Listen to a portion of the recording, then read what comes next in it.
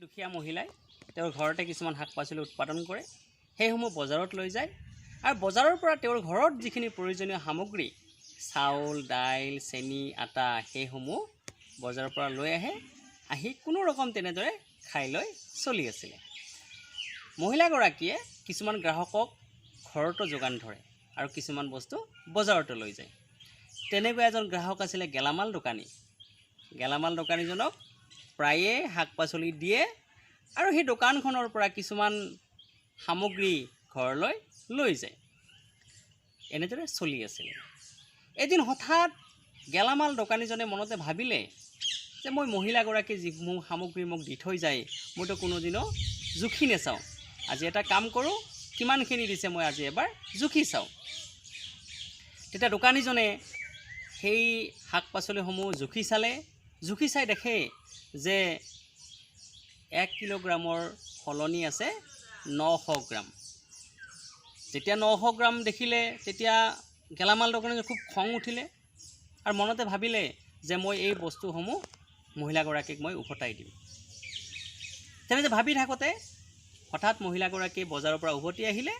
উভতি আহি গেলামাল দোকানীজনে দেখা পাই ক'লে ৰখিব কোৱাত ক'লে যে মই তোমাৰ পৰা যে সামগ্ৰীসমূহ লওঁ এই সামগ্ৰীসমূহ তুমি মোক সদায় কমাই দিয়া, গতিকে মই আজিৰ পৰা তোমাৰ পৰা সামগ্ৰী নাৰাখোঁ আৰু লগতে আজিৰ সামগ্ৰীখিনি তুমি আজি উভতাই লৈ যোৱা।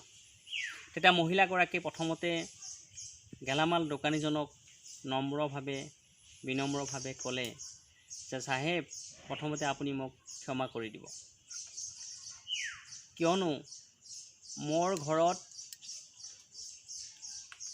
জুখিবৰ কাৰণে গোটেইখিনি সামগ্ৰী মই যোগাৰ কৰিব পৰা নাই। কোনো ৰকম এখনি জাষ্ট তৰ্জু এখন লৈ গৈছোঁ, যিসমূহ দগা থাকে 1 কিলো, আধা কিলো, 2 কিলো এইসমূহ মই এতিয়ালৈকে যোগাৰ কৰিব পৰা নাই।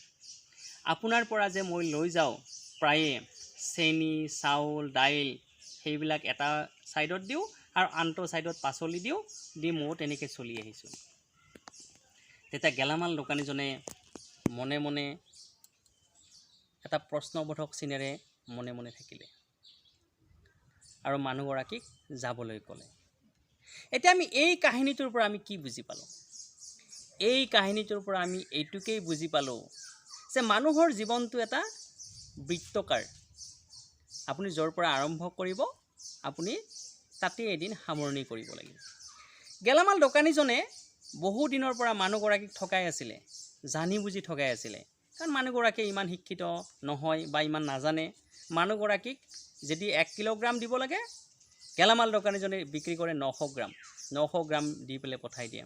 যদি আধা কিলোগ্ৰাম দিব লাগে তেতিয়াহ'লে 400 গ্ৰাম দি পঠাই দিয়ে। মানুহগৰাকীও তেনেদৰে জুখি নাচায়, তেনেদৰে চলি আছিলে। এতিয়া চাওক, গেলামাল দোকানীজনে জানি বুজি মানুহগৰাকীক ঠগাই আছিলে। তেওঁ কিন্তু ভবা নাছিলে যে মই ঠগ খাম, মই নিজে ঠগিম। আকৌ মানুহগৰাকীয়ে কিন্তু ভবা নাছিলে যে মই মানুহজনক ঠগাই আছে। অৰ্থাৎ আপুনি যদি জানি বুজি কাৰোবাক ঠগিছে আপুনি কিন্তু এদিন নিজেই ঠগিব। আজিৰ কাহিনীটো কেনেকুৱা লাগিলে আপোনালোকে মোক জনাব। লগতে মোৰ চেনেলটো আপোনালোকে লাইক কৰিব, কমেণ্ট কৰিব। যিসকলে ছাবস্ক্ৰাইব কৰা নাই সেইসকলে ছাবস্ক্ৰাইব কৰিব। পৰৱৰ্তী মই অন্য এটি ভিডিঅ' লৈ আপোনালোকৰ মাজত পুনৰ উপস্থিত হ'ম। তেতিয়ালৈকে আটাইকে ধন্যবাদ।